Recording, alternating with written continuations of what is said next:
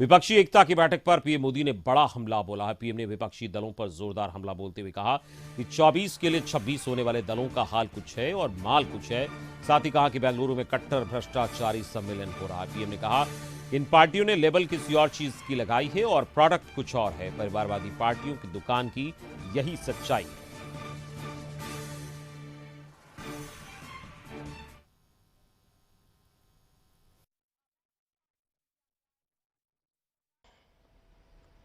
इनका common minimum programme है देश का विकास रोकना, अपने कुशासन पर पर्दा डालना और अपने भ्रष्टाचार के विरुद्ध कार्रवाई को रोकना। ये जो जमात इकट्ठी हुए हैं ना, उनके कुनबे में बड़े से बड़े घोटालों पर, अपराधों पर इनकी जुबान बंद हो जाती है।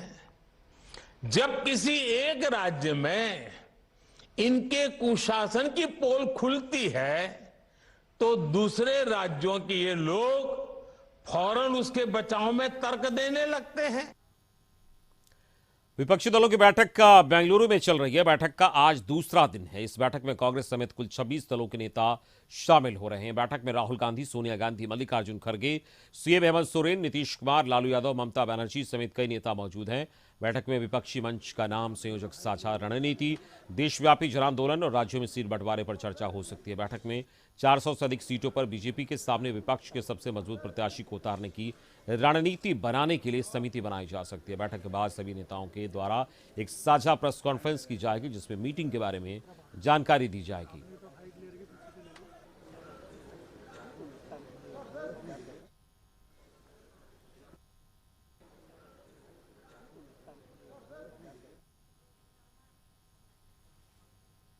और इस वक्त हमारे साथ संवाददाता रुचि शर्मा जुड़ गए हैं इस पूरी खबर पर बातचीत के लिए। हम सीधे उनके पास चलेंगे।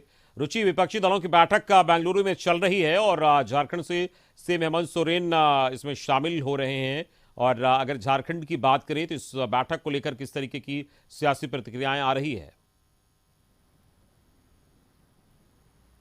हाँ बिल्कुल अमित, देखिए बैठक भले ही बेंगलुरु में हो रही हो लेकिन ऐसा लग रहा है कि झारखंड में बैठक चल रही है। झारखंड की सियासत जो है वो तेज हो गई है कल से ही। जैसे ही मुख्यमंत्री हेमंत सोरेन यहाँ से रवाना हुए थे और उसके बाद देखिए अगर बात करें प्रमुख विपक्षी पार्टी भाजपा की या फिर आजसू की बात करें, उन्होंने तंज कसा है। लेकिन जहाँ महागठबंधन में जो शामिल दल हैं वो इस बैठक को पॉजिटिव वे में देख रहे हैं और उनका कहना है कि पूरी मजबूती के साथ जो है हम आगामी लोकसभा चुनाव को लड़ेंगे और भाजपा को परास्त करेंगे। देखिए अमित, एक तरफ एनडीए जो है ये दावे कर रही है, यानी कि अगर भाजपा की बात करें, भाजपा की तरफ से यह कहा जा रहा है कि जो है हमारे पास सांसदों की संख्या जो है वो अधिक है और किसी भी सूरत में हमारी तुलना जो है वो उनसे नहीं हो सकती है। देखिए दूसरी ओर एनडीए की भी बैठक चल रही है और एनडीए से भी कंपेयर करके देखा जा रहा है। एक तरफ जो महागठबंधन में शामिल दल हैं उनका कहना है कि देखिए आपाधापी में जो भाजपा है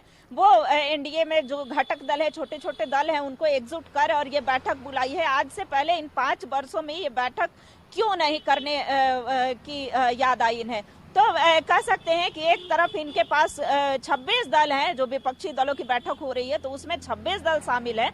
वहीं अगर एनडीए की बात करें तो उसमें 36 दल हैं, यानी कि आंकड़ों की संख्या को भी दिखाया जा रहा है और यह बताया जा रहा है कि एनडीए जो है वो मजबूत स्थिति में है, भाजपा पूरी मजबूती के साथ है। देखिए हालांकि जो विपक्षी हैं, देखिए 6 एजेंडों पर चर्चाएं हो रही है। किसी भी सूरत में ये जो है एकजुट रहेंगे और देखिए कॉमन मिनिमम जो प्रोग्राम होगा उस पर भी चर्चाएं होंगी। एक लीडर को चुना जाएगा। जो राजनीतिक बयानबाजी सभी पार्टियों की तरफ से होती है, जो बिल्कुल रुचि, प्रतिक्रियाओं का दौर जारी है और झारखंड के जो नेता हैं वो क्या कुछ कह रहे हैं इस बैठक पर, वो हम पहले सुनाते हैं, फिर हम आपके पास वापस आएंगे। एनडीए, भारतीय जनता पार्टी को आज खुद को एनडीए बताना पड़ रहा है, 36 दलों की लिस्ट जारी करनी पड़ रही है, तो इसी से हम सफल हो रहे हैं। इसी से विपक्षी एकता का परिचय जाता है कि खलबली जो है नरेंद्र मोदी के सर तक पहुंच चुकी है। अब जो है उनको डर सता रहा है कि देखिए विपक्षी एकता जनता का एक होना। आज जनता महंगाई से त्रस्त है, जनता बेरोजगारी से त्रस्त है, महिलाएं त्रस्त हैं उनके द्वारा उनके साथ होने वाले अपराधों से। प्राइम मिनिस्टर नरेंद्र मोदी, उनका कोई विकल्प पूरे देश में दूर दूर तक दिखता नहीं, और कांग्रेस के शहजादे राहुल गांधी उनके सामने टिक पाएंगे ये तो कोई सोच भी नहीं सकता। विपक्ष के जो 26 दल की बैठक हो रही है उसमें बमुश्किल 130-135 सांसद हैं, और हमारे यहाँ जो 36 से 38 दलों के बीच की बैठक हो रही है उसमें 370 से 375 सांसदों का प्रतिनिधित्व करने वाले दल हैं। हमारे यहाँ छोटे बड़े।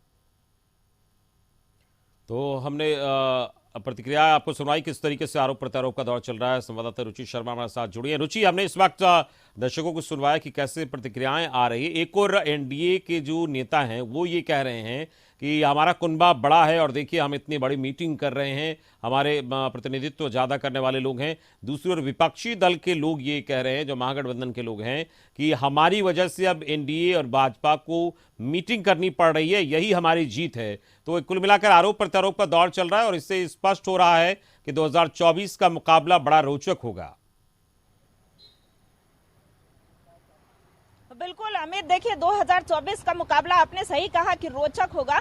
वो इसलिए भी देखिए झारखंड के परिप्रेक्ष्य में अगर बात की जाए तो झारखंड में कुल 14 लोकसभा सीट है, 12 जो है वो एनडीए के पाले में है, 2 सीटें जो हैं वो एक कांग्रेस के पास है और एक जेएमएम के पास है। लेकिन आगामी लोकसभा चुनाव की बात करें तो उसमें सीटों को लेकर के विपक्षी दलों का किस तरीके से सामंजस्य स्थापित होगा, कैसे उन सीटों पर जो है ये जनाधार अपना बढ़ा पाएंगे। देखिए एक तरफ बात की जाए तो राजद जो है वो 4 सीटों पर अपनी दावेदारी कर रही है। जदयू की बात करें, जदयू का जनाधार राज्य में नहीं है, फिर भी उनकी तैयारी है कि हम 4 सीटों पर लड़ेंगे। वहीं अगर बात करें कांग्रेस की तो कांग्रेस का भी ये कहना है, कांग्रेस के नेता आलमगीर आलम ने यह स्पष्ट किया है कि देखिए इससे पहले हमने 7 सीटों पर लड़ा था और इस बार 9 सीटों पर लड़ेंगे। बंधु तिर्की ने भी ये दावे किए कि 9 सीटों पर लड़ेंगे।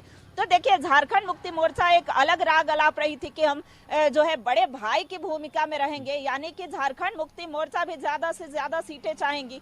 तो कैसे इन पर सामंजस्य स्थापित हो सके, चूंकि ये सभी पार्टियां दावे कर रही हैं कि आगामी जो लोकसभा चुनाव होंगे उसमें पूरी मजबूती के साथ हम एनडीए को परास्त करेंगे। लेकिन अगर झारखंड में पहले सामंजस्य स्थापित हो सके, देखिए झारखंड प्रदेश यानी कि राजद के युवा प्रदेश अध्यक्ष हमारे साथ हैं। देखिए लोकसभा सीटों को लेकर के आज तो बैठक चल रही है, लेकिन किन किन लोकसभा सीटों पर आपकी दावेदारी है? देखिए जो हम लोग का सीट मजबूत है, राष्ट्रीय जनता दल जिस सीटों पे मजबूत है उसमें हमारा सीट है पलामू, चतरा, कोडरमा और गोड्डा। इन 4 सीटों पे हमारी दावेदारी है और बाकी का तो निर्णय लेना हमारे राष्ट्रीय अध्यक्ष चूँकि खुद मीटिंग में है, खुद मीटिंग कर रहे हैं, खुद नेतृत्व कर रहे हैं। चूँकि जब से राष्ट्रीय अध्यक्ष भगवान की कृपा से उनको थोड़ा स्वस्थ हुए हैं तब से हमारे महागठबंधन में कहीं एक नया ऊर्जा आई है और नया ऊर्जा के साथ लोग काम कर रहे हैं। इसलिए हम लोग भी नया ऊर्जा के साथ यहाँ काम कर रहे हैं और ये 4 सीट हमारा बहुत मजबूत है और 4 सीटों पे हमारा कार्यकर्ता का जो मांग है, हम 4 सीटों की हम मांग करते हैं। बाकी निर्णय नहीं ले क्या लड़ेंगे नहीं लड़ेंगे बाकी हमारे राष्ट्रीय अध्यक्ष का काम है। बिल्कुल अमित, देखिए संख्या बल दिखाया जा रहा है, बताया जा रहा है कि इनके पास अगर कुल जो सांसदों की संख्या है, अगर सभी विपक्षी दल 26 दल भी मिलाकर आते हैं तो 136 यानी 136 से कुछ ज्यादा हो सकते हैं। वहीं अगर एनडीए की बात करें, एनडीए जो है वो 370 से अधिक सांसदों की संख्या बता रही है। तो ऐसे में देखिए कैसे हरा पाएंगे रंजन जी। देखिए राजद अगर दावे करती है, आप भी महागठबंधन में यानी कि विपक्षी दलों में एक महत्वपूर्ण भागीदारी है, कैसे हरा पाएंगे? कितना मुश्किल होगा? इस बार का जो चुनाव होगा ना, एंटी बीजेपी होगा, एंटी एनडीए होगा। तो एंटी एनडीए के वोट को हम अभी एकत्रित करने में हम अभी सफल होंगे, क्योंकि जिस तरह से हमारे सारे विपक्षी दल हम लोग एक प्लेटफॉर्म पे आ रहे हैं तो सारे का वोट एकत्र किया जाए।